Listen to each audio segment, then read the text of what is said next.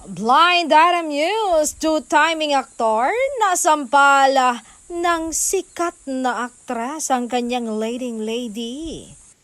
Malakas na sampalang natikman ng sikat na aktor mula sa kanyang leading lady o ang kanyang ka-love team or partner. Pero piniling manahimik ng aktor para hindi na lumaki ang issue. Nagalit ang aktres sa sikat na aktor dahil nakipagrelasyon ito ng sabay sa dalawang aktres na malapit na kaibigan niya.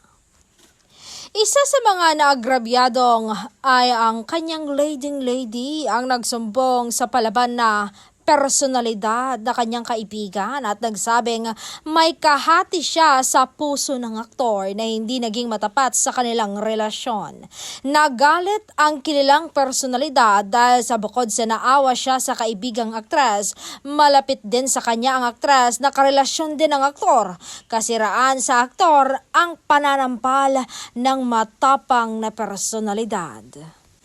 At kung magsasalita o maghahain ng aktor ng reklamo, tiyak na magkakaroon ito ng epekto sa kanyang showbiz career at pagkatao. Pero marami ang nakaalam sa inililihim na karanasan ng aktor dahil ang palaban na personalidad mismo ang nagkukwento at nagmamalaki sa mga kaibigan tungkol sa pananampal niya.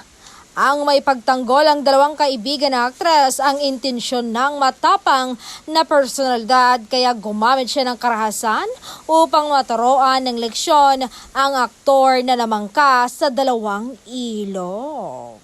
Ala, sinich itay na aktor.